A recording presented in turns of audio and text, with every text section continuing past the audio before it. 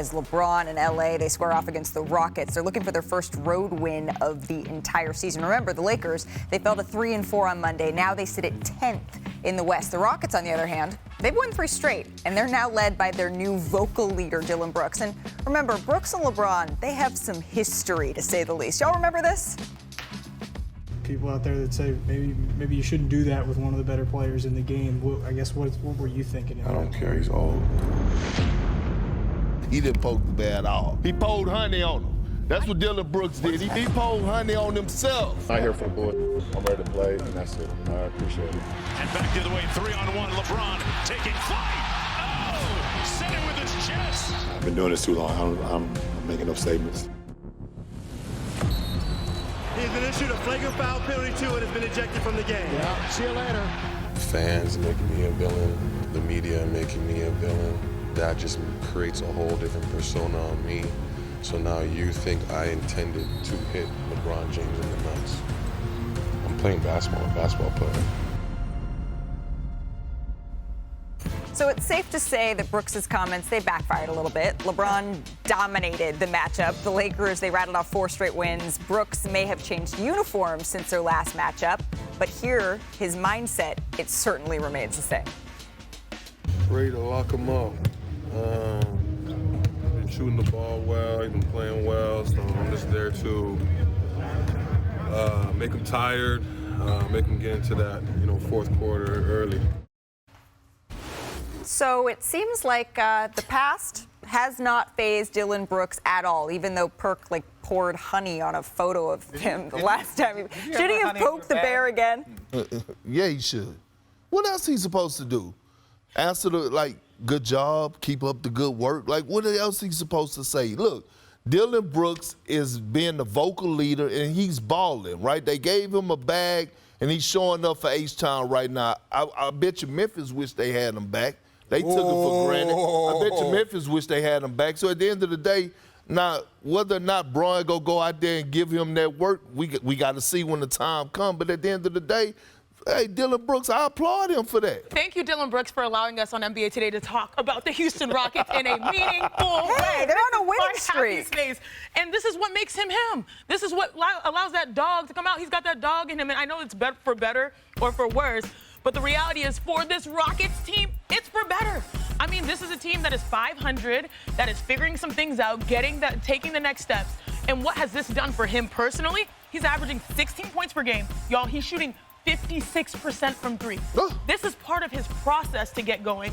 Yes, it will go viral when you talk about anybody, especially LeBron James that way. Right. But this is his MO, and I enjoy it when, can I say we're winning? So. Yeah, you can say we're winning. Okay, really. So he's got that dog. Dillon Brooks got that dog in him, right? You got that dog.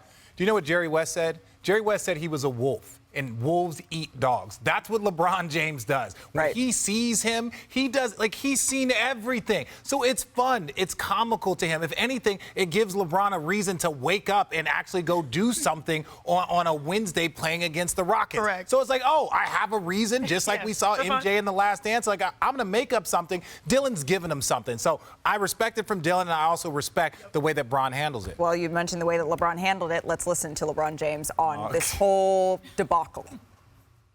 He's one of those guys who love to compete, along with a lot of other guys in our league. But I don't really dwell in the past too much. I think you know me over the years. I kind of leave that in the past and find a way that how can we get our first road win? That's what my mindset is for sure. See, so that's LeBron James taking the high road. But in my mind, from covering LeBron over the last couple of years, when he stays when he's even-keeled, when he... Scary. Yeah, you got to be. It's a little bit. Bron is going to give him that work tonight. He going to put on the show in the H-Town. But again, you know what I'm going to be watching for? To see how Dillon Brooks' teammates respond. How they're going to come out. Well, and it's not just Dillon Brooks' teammates, right? I know that it's not LeBron James necessarily that you're watching in this one, Rich. Now, Perk is not a numbers guy. I am kind of a numbers guy. I'm not a numbers guy like Miss Stanford Cheney or Miss Portland State. Nah, I don't need you to come up here because I think you're going to interrupt my flow and my swag, all right?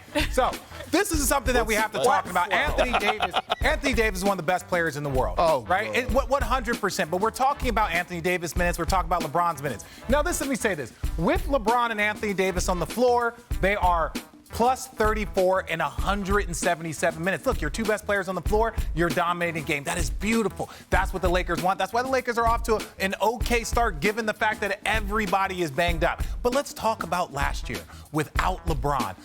Last year, Anthony Davis, 7-4 in games Davis played during this stretch. This was when LeBron got hurt. Everyone thought the Lakers season was over.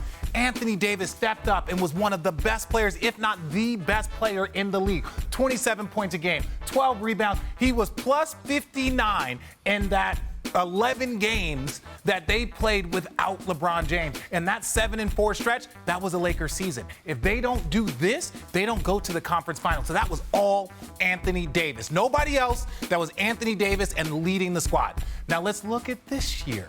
Perk, in 81 minutes without LeBron, he is minus 78 as the leader, as the dog, as that dude on the team. Perk's dealing with a little sleep apnea. Just don't ignore him.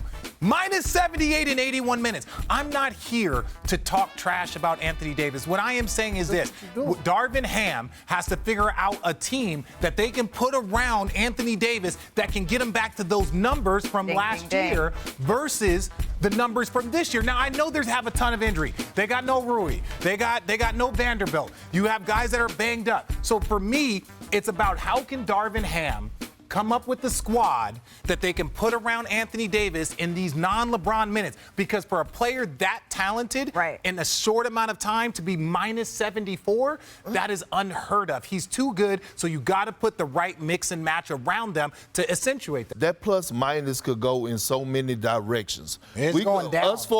Us four and Zach could be on the floor.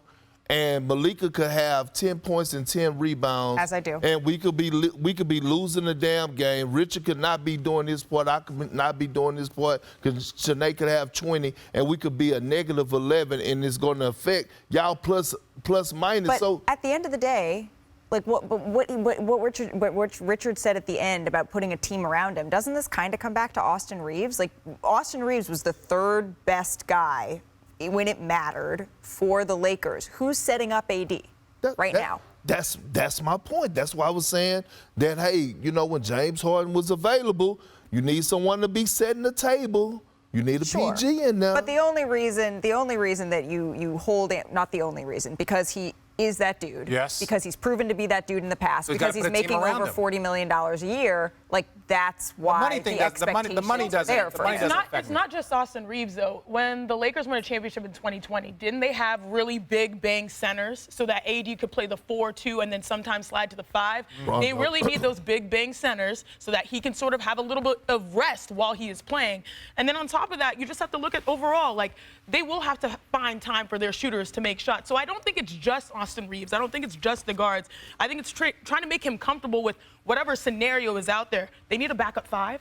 Yeah. And then they need to make sure he's good when he's And they got to get healthy. The only thing I'm saying, I'm not here to attack Anthony Davis. I'm not. I'm saying the Anthony Davis minutes without LeBron on the floor are diabolical numbers. So they have to figure out the team around him to help them get past that. And when LeBron is on the floor, what has LeBron did? After the first game, we had him on we caught his video feed when he was talking to Phil Handy. What he said, I could play the point.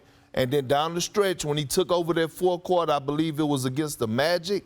It was when he took over the fourth quarter. He was at the point. They got to have a point guard. D'Angelo Russell is too slow. They got to have a point guard that's going to push the pace and set the They I agree. They had one a little bit ago. It has nothing to do with Anthony Davis. It is everyone else. I respect that, Perk. Oh, God.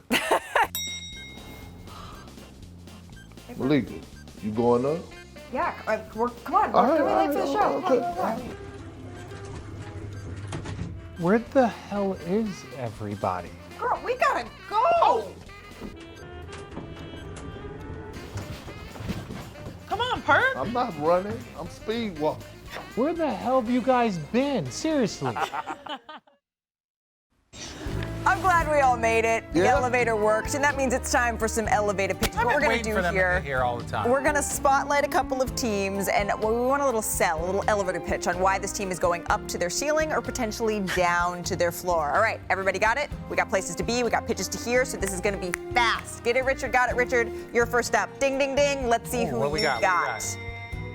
Okay, the Phoenix Suns. Remember, Devin Booker out tonight. Bradley Beal questionable, so he could return against Chicago. 24 seconds. They going up or going down? They are going up. Why? Because we do not judge somebody how they start. It's all about how you finish. When you look at the Phoenix Suns, look, no Bradley Beal. We know what Kevin Durant is going to do. We know what Devin Booker is going to do. Honestly, I even know what Frank Vogel, what his principles are as a coach. So to me, they're going up. There are a lot of teams in this league that start off a little banged up and then they get healthier as the season goes. So that is all. I don't even need 24 seconds. It's that smooth. I'm loving the elevator music, too. All right, Sinead Gumake, you're up. There's the buzzer. Wow. Let's see next floor. Who we getting? Who do I have? Who we got here? Ooh, the Memphis Grizzlies. All right. Oh, They have the no. worst record in the NBA. They By take far. on the Miami Heat. Do you see this year continuing to trend up or trend down? 24 seconds, go! I know we affectionately call the Grizzlies the dark side, and where things that are dark, they are down at the bottom, so they're going down. As you mentioned, Malika, the worst record in the NBA. I think they have 8 guys out in the game tonight, plus 1 doubtful.